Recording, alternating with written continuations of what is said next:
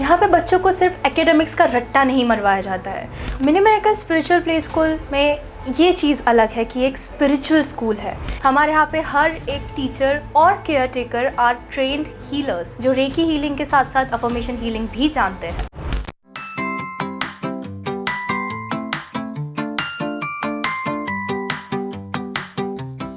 Hi, I am Dr. Nisha Nadkarni and I am the director of this beautiful Mini Miracle Spiritual Play School. So today we are doing a simple Q&A session for all the different questions that the parents have asked us. आपको ये school शुरू करने का विचार कैसे आया और इसमें स्पिरिचुअल अप्रोच जोड़ने की प्रेरणा कहाँ से मिली? So honestly ये स्कूल खोलने का विचार मुझे काफ़ी यंग एज में आ गया था when I was 13 or 14 और मुझे हमेशा से लगता था कि बच्चों को सिर्फ एकेडमिक सिखाना is not enough. मैं इस फील्ड में आई थी in the spiritual field when I was 8 years old और स्पिरिचुअलिटी ने मेरी लाइफ को completely चेंज कर दिया था। मेरे घर के कॉन्फ्लिक्ट्स खत्म होने से लेकर मुझे सक्सेस तक पहुंचाना is the whole contribution of spirituality. तो मुझे लगता था कि बच्चों को अगर यंग एज से हम स्पिरिचुअलिटी सिखाएं, उन्हें अपनी लाइफ डिज़ाइन करना सिखाएं, तो मे भी वो इस वर्ल्ड को सिर्फ फॉलो नहीं करेंगे, लीड करना सीखेंगे। Mini miracle spiritual play school में ऐसा क्या अलग है जो दूसरे स्कूल में नहीं मिलता? Mini miracle spiritual play school में ये चीज़ अलग है कि एक स्पिरिचुअल स्कूल है। यहाँ पे बच्चों को सिर्फ एकेडमिक्स का रट्टा नहीं मरवाया जाता है, उन्हें अपनी लाइफ को डिज़ाइन करना सिखाते हैं। उसी के साथ साथ हम हर बच्चे की इंडिविजुअलिटी समझते हैं और DMIT जैसे टेस्ट के थ्रू उनके इनबॉर्न टैलेंट्स को समझकर उन टैलेंट्स को नर्चर करते हैं। हमारे यहाँ पे हर एक टीचर और caretaker are trained healers जो रेकी हीलिंग के साथ साथ अफर्मेशन हीलिंग भी जानते हैं और हम हर बच्चे को मेडिटेशंस एंड अफर्मेशंस के थ्रू बहुत ही सिंपल वे में स्ट्रेस फ्री तरीके से एकेडमिक्स सिखाते हैं और उसी के साथ साथ उन्हें फन भी और हैप्पी भी रहना सिखाते हैं। जैसा आपने कहा कि DMIT बेस्ड लर्निंग आपके यहाँ होती है, सो व्हाट इज़ DMIT? क्योंकि बहुत सारे लोगों का सवाल होता है कि DMIT क्या है? सो DMIT मतलब डर्मेटोग्राफिक्स मल्टीपल इंटेलिजेंस टेस्ट।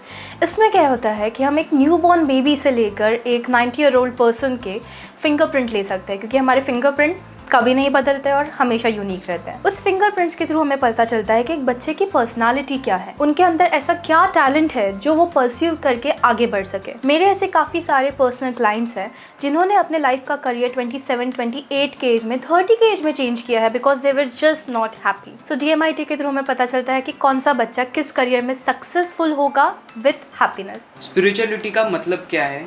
क्या ये किसी रिलीजन से जुड़ा है? ओके, तो ये डाउट हमारे यहाँ पे काफ़ी पेरेंट्स को होता है, बट नहीं, स्पिरिचुअलिटी किसी रिलीजन से नहीं जुड़ा है। कहीं ना कहीं रिलीजन मतलब हम एक पाथ फॉलो करना सीखते हैं और हम थोड़े रूल्स और रेगुलेशंस में रहते हैं, but spirituality is freedom, it's a way of living. यहाँ पे बच्चे सीखते हैं कि मैनिफेस्टेशन से अपनी लाइफ कैसे डिज़ाइन करें। वो सीखते हैं कि कैसे एक सिंपल प्रोसेस जैसे कि ग्रैटिट्यूड और अफर्मेशन से वो लाइफ को बर्डन फ्री और स्ट्रेस फ्री बना सकते हैं। तो spirituality is not equal to religion, it's a whole different thing. हर एक रिलीजन का इंसान स्पिरिचुअल हो सकता है, बट हर रिलीजियस इंसान स्पिरिचुअल होता नहीं। क्या ये सब ज़रूरी है? बच्चे तो स्कूल में सिर्फ पढ़ाई के लिए ही जाते हैं। Why spirituality at this age? Okay, so ये सब बहुत ज़्यादा ज़रूरी है क्योंकि between the age of 0 to 7 बच्चों के ब्रेन का 90% डेवलपमेंट हो जाता है। आप मेटाफॉर में ले सकते हैं कि अगर एक बिल्डिंग का फाउंडेशन अच्छा होगा तभी वो बिल्डिंग अच्छी बन पाएगी। बच्चे स्कूल में सिर्फ पढ़ने आते हैं, पर उसके साथ साथ वो कितनी चीज़ें सीख जाते हैं। अपने टीचर्स को ऑब्जर्व करके, अपने फ्रेंड्स को ऑब्जर्व करके वो काफ़ी सारे पैटर्न्स अपने अंदर ले लेते हैं, जैसे कि लाइफ का मीनिंग क्या है। बच्चों को कितनी बार बताया जाता है लाइफ तो सिर्फ स्ट्रगल होता है। तो जब इस एज से बच्चे सीखेंगे कि नहीं, life is a stress free happy utopia, तो वो अपना यूटोपिया बना पाएंगे। मगर काफ़ी बार स्कूल्स में या फिर घर में बच्चों में बहुत नेगेटिव पैटर्न्स डाले जाते हैं। तो हाँ, ये एज में ही बच्चों को स्पिरिचुअलिटी सीखना इज़ वेरी वेरी इंपॉर्टेंट। और मुझे ऐसा लगता है कि पढ़ाई इज़ इक्वल टू स्पिरिचुअलिटी, दोनों हैंड इन हैंड चलते हैं। सो पर्सनलाइज्ड लर्निंग का मतलब क्या है? हर बच्चा तो अलग होता है ना, लेकिन स्कूल कैसे एडजस्ट करेगा? ओके, सो यस, हर एक बच्चा यूनिक होता है, अलग होता है, स्पेशल होता है। जैसे कि हमारा नाम आपको बताता है, we understand that each and every soul is a mini miracle. So spirituality का मीनिंग ही है कि हर बच्चे का इंडिविजुअलिज्म बाहर लाना और उस इंडिविजुअलिज्म को सेलिब्रेट करना। इसलिए we use tools like DMIT, जिसमें हर बच्चे का हमें पता चल जाता है कि इसका इनबॉर्न पोटेंशियल क्या है, इसकी पर्सनालिटी क्या है, इसका लर्निंग टाइप क्या है, क्योंकि लर्निंग टाइप भी हर बच्चे का अलग होता है। और हमारा हर एक टीचर, हर एक caretaker is a trained healer, therefore उन्हें पता है कि कैसे बच्चों को ग्रैटिट्यूड सिखाकर, सेल्फ लव सिखाकर, अफर्मेशन सिखाकर उनके इंडिविजुअलिज्म को सेलिब्रेट करना हम सिखा सकते हैं। Our school is completely ready to tackle each and every kind of a child. जो जितना यूनिक हो उतनी अच्छी बात। आजकल बच्चे स्क्रीन टाइम और गैजेट्स में ज़्यादा लगे रहते हैं, तो क्या आपका अप्रोच उनकी हैबिट्स को बैलेंस करने में मदद करेगा? आजकल सिर्फ बच्चे ही नहीं, हम एडल्ट्स भी स्क्रीन टाइम में बहुत ज़्यादा लगे रहते हैं। इसके पीछे एक ही रीज़न है, which is the need of instant gratification. हमें जब इंस्टेंटली कोई चीज़ खुशी देती है तो हम उसके पीछे तो लगेंगे ही। तो जब भी बच्चे बहुत यंग एज से स्क्रीन टाइम में जाते हैं, बहुत ज़्यादा गैजेट्स देखते हैं, उनके ब्रेन में एक हार्मोनल डिसबैलेंस हो जाता है। इसलिए इस चीज़ को हम साइकोलॉजी के थ्रू टैकल करते हैं। बच्चों को खुद के हार्मोन्स बैलेंस करना, और कैसे डोपामाइन जो कि रिवॉर्ड हार्मोन है, जो कि हमें बार बार हम लोगों को भी स्क्रीन देखने से मिलता है, उसे कैसे रिसीव करना विदाउट सीइंग द स्क्रीन्स। इसी के साथ साथ हम घर में भी पेरेंट्स को भी अलग अलग सेशंस के थ्रू ये सिखाते हैं कि बच्चों का स्क्रीन टाइम कम करके उन्हें एक हेल्दी लिविंग में कैसे लेकर आए। आजकल तो हर स्कूल एक्टिविटीज़ और फन की बात करता है, लेकिन आप कह रहे हो कि आप स्पिरिचुअलिटी और लाइफ स्किल्स भी आप सिखाते हो। क्या ये वैसे ही एक्स्ट्रा बर्डन नहीं बन जाएगा बच्चे पे? ये एक बहुत कॉमन मिसकंसेप्शन है कि स्पिरिचुअलिटी मतलब सिर्फ बैठना, आंखें बंद करना और मेडिटेट। स्पिरिचुअलिटी मतलब ही लाइफ को एंजॉय करना। Spirituality means fun.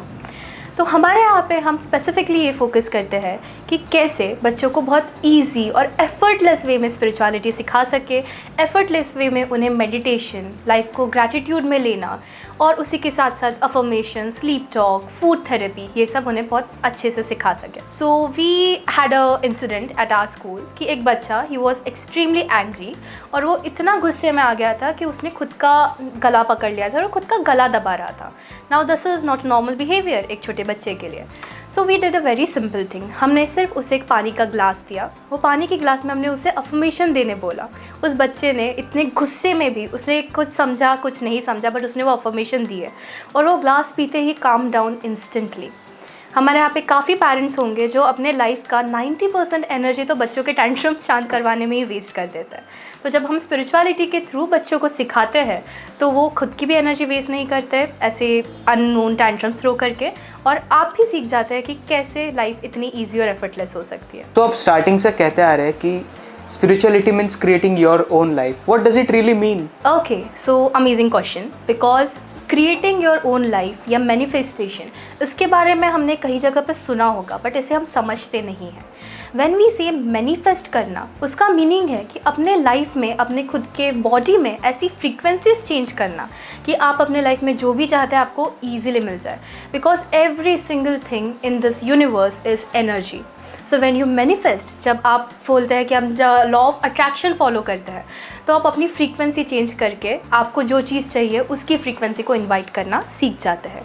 It's extremely easy and it's more easy for kids, क्योंकि बच्चे डाउट नहीं रखते, बच्चे नेगेटिविटी में नहीं रहते हैं, बच्चों की एनर्जी हमेशा हाई रहती है।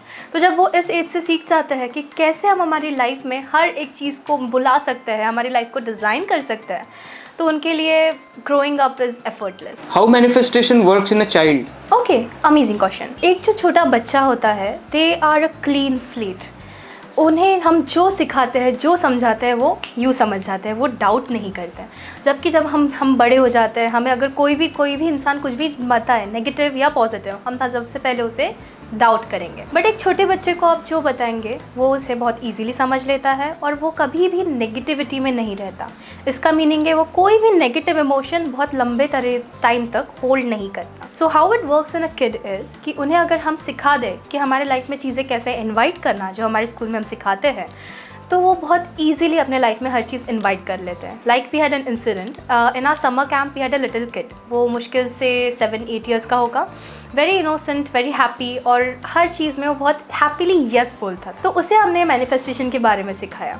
नेक्स्ट डे उसने सोचा कि इसे मैं ट्राई करता हूँ, एंड ही मैनिफेस्टेड कि आज मुझे चॉकलेट आइसक्रीम खाना है। अ वेरी सिंपल विश, बट उसने ये विश अपने पेरेंट्स को नहीं बताई।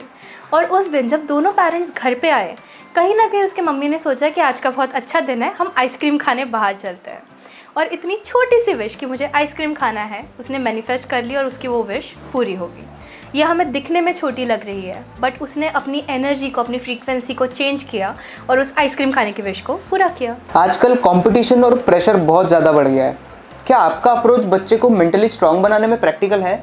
तो हमारा जो अप्रोच है वो डेफिनेटली प्रैक्टिकल है, क्योंकि आजकल के बच्चे जो है वो जब इमोशनल मैनेजमेंट सीखेंगे तभी वो स्ट्रेस से, कंपटीशन से कोप कर पाएंगे। आजकल के टाइम में द सैड रियलिटी इज़ कि काफ़ी सारे बच्चे, टीनेजर्स, प्री टीन्स एंग्जाइटी और डिप्रेशन के पेशेंट्स बन चुके हैं, क्योंकि उन्हें इमोशनल मैनेजमेंट नहीं आता, उन्हें अपने इमोशंस का ध्यान रखना नहीं आता। तो जब हम स्पिरिचुअलिटी के थ्रू बच्चों को मेडिटेशन के थ्रू, ग्रेटफुलनेस के थ्रू खुद के इमोशंस को काम रखना, किसी भी स्ट्रेसफुल सॉल्यूशन में बैलेंस रहना सिखाते हैं, तो बच्चों के लिए कोप करना बहुत ईजी हो जाता है। बच्चों के लिए सफरिंग में भी, बिना सफरिंग के जीना ईजी हो जाता है। बट आजकल के पेरेंट्स भी हमारे जनरेशनल ट्रॉमा को लेकर आगे बढ़ते हैं। उन्हें ये सिखाया गया है कि प्रेशर में रहोगे तभी आगे बढ़ पाओगे। वो बच्चों को ये नहीं सिखा पाते कि कैसे बिना प्रेशर लिए हम कंपटीशन में एक्सेल कर सकते हैं।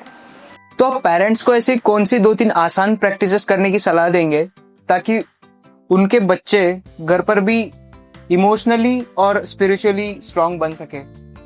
सो ये मेरा फेवरेट क्वेश्चन है, क्योंकि मेरे पास ऐसे 3 बहुत इजी स्टेप्स है या फिर टेक्निक्स है जिससे आप अपने बच्चों को आगे बढ़ा सकते हैं, उन्हें मेंटली, स्पिरिचुअली स्ट्रांग बना सकते हैं और इमोशनल मैनेजमेंट सिखा सकते हैं।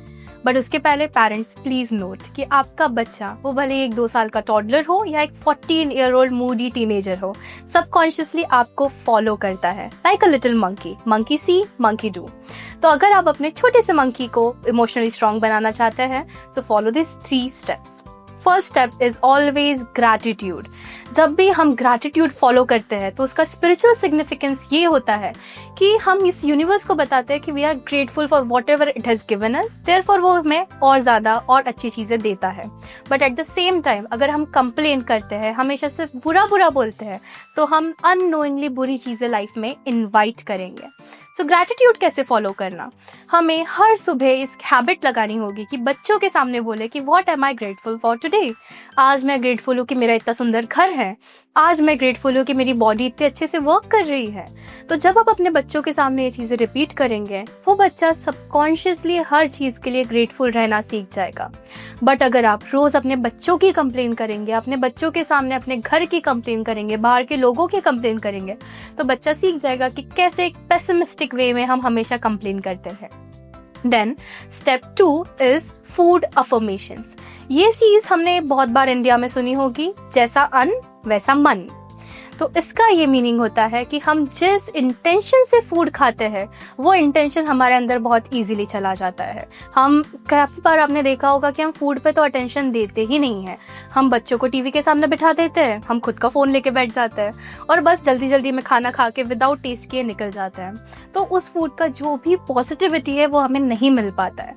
But at the same time अगर आप खुद वो फ़ोन साइड में रखें, बच्चों को टीवी ऑफ करके अपने सामने बिठाएं और उस फूड में अफर्मेशन दें like I am abundant, I am rich, I am happy, I am wealthy, I have good relationships, तो उस मोमेंट में उस फूड में वो सब अफर्मेशन की एनर्जी जाती है और वो बच्चा भी उस फूड में अफर्मेशन डालकर सीखता है और ग्रेटफुलनेस से वो खाना खाना सीखता है, जिससे जैसा अन्न वैसा मन एक्चुअली सार्थक होगा। और आप उस फूड में जो अफर्मेशन डालेंगे आप भी बहुत ज़्यादा हैप्पी फील करेंगे, आपका बच्चा भी हैप्पी फील करेगा।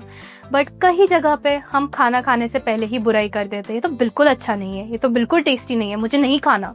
बच्चे वो देख के सीख जाते हैं।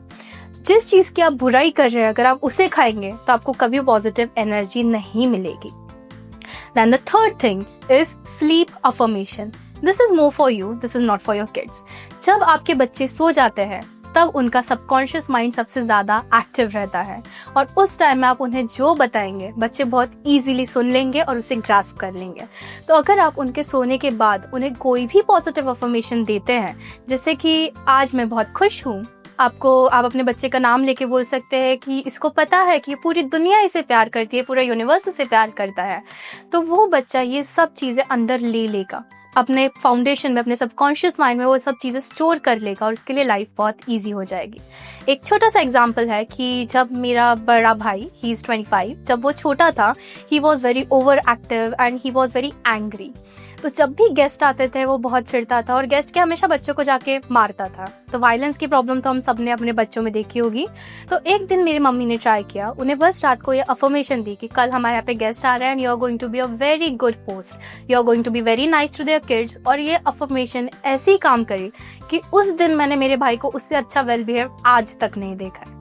So if you like these 3 techniques then please do contact us for more। और अगर आपको इसी तरह कोई और भी क्वेश्चंस होंगे तो कमेंट सेक्शन में ज़रूर डालें। I'll see you soon।